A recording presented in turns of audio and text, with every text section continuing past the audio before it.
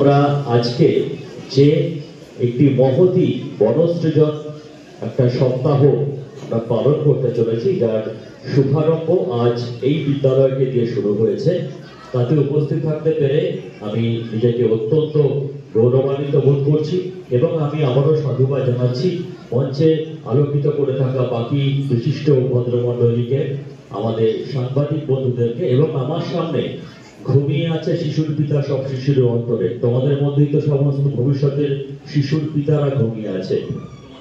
মাননীয় police super doctor Koteshwar রাও IPS স্যারের প্রত্যক্ষ পরিচালনায় আমাদের সমগ্র সুন্দরবন পুলিশ জেলা ব্যাপী প্রত্যেকটি থানাতে আমরা অরণ্য সপ্তাহ উদযাপন পর্ব তথা বনশ্রী বয়ম সপ্তাহ উদযাপন শুরু করেছি আজকের থেকে, অর্থাৎ 25শে জুলাই থেকে 31শে জুলাই পর্যন্ত এই কদিন ব্যাপী।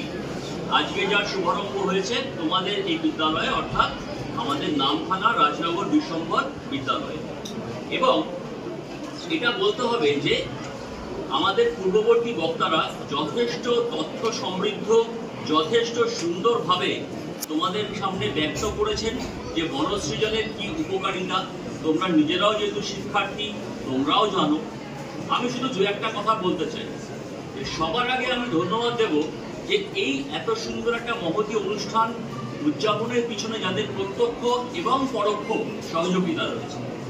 আমাদের সুন্দরবন পুলিশ জেলা মাননীয় পুলিশ সুপার ডক্টর কোটেশ্বর রাও আইপিএস স্যারের প্রত্যক্ষ পরিচালনা রয়েছে।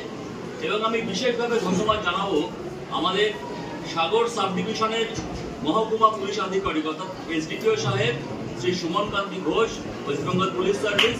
কারণ উনি যে ইনিশিয়েটিভটা নিয়েছেন সেই ইনিশিয়েটিভের জন্যে কিন্তু আমরা ডিএফও সাউথ 24 পরগনা তথা আমাদের রেঞ্জার সাহেবের প্রত্যক্ষ সহযোগিতায় আমরা প্রায় 5000-এর মতো স্যাপলিংস পেয়েছি।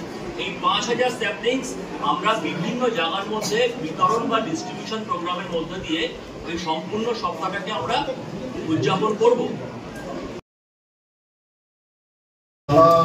যে এই উদ্যোগটা সেটা স্বাভাবিকভাবে তার জন্য স্বাগত জানাই এরকম একটা উদ্যোগ আর কি। কারণ যখনই এরকম কোনো মহোৎসব করা হয় তো সবাই ধরে নেয় পুরো ব্যাপারটাই বন দপ্তরের, কিন্তু আমরা এককভাবে সেই জিনিসটা করা মানে অনেকটাই কঠিন। যেখানেই যা কিছু হয় সবাই ভাবে কি বন দপ্তরের দায়িত্ব, তাছাড়া আর কারো দায়িত্ব না। কিন্তু আজকালকার দিনে গাছ বন এটা সবারই জন্য। যদি বন না থাকে তাহলে আমরা কোনোভাবেই একটা জীবনকে কোনোভাবেই বাঁচাতে পারবো না। যেরকম আমাদের মধ্যে বলা হয় কি একটি গাছ একটি প্রাণ, আমার ভাবনা একটি গাছ অনেকগুলো প্রাণ।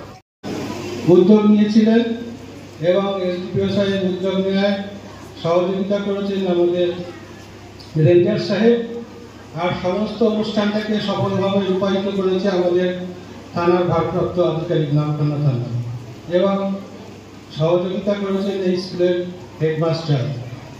তো এই সুন্দর অনুষ্ঠানটা এইভাবে আমরা আয়োজন করতে পেরেছি। যেটা আমার গুরুত্ব বললেন যে আমরা তো বাইরেও করতে পারতাম, এখানে মঞ্চের এদিকে যারা আছি তারা সবাই আমরা সময়টাকে ফেলে এসেছি, কিন্তু তোমরা যারা আছো তারা সময়টাকে এগিয়ে নিয়ে যাবে।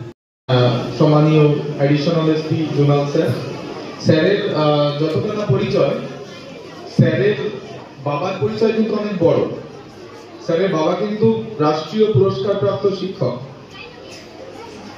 মানে দেশে স্যারের বাবার কিন্তু বিরাট নাম। তো স্যার ভীষণ ভালো মানুষ। আজকে স্যারের কাছে আমরা অনেক কথা শুনবো, বেশি কথা বলবো না। উপস্থিত আছেন আমাদের প্রধান শিক্ষক। হাত ওঠাও তো, হাত ছাড়া অন্য কিছু, তারা হাত ওঠায়। আচ্ছা ঠিক আছে। কি থেকে তৈরি হয়? গাছ। কিছু করতে পারবো? সমাজ হবে, উন্নয়ন হবে? কিছুই হবে না। আর এবং পরোক্ষভাবে দেখো বা প্রত্যক্ষভাবে দেখো, গাছ থেকে আমার সরাসরি খাবার আসছে। আমি কেমিক্যাল খেয়ে বেঁচে থাকতে পারবো না।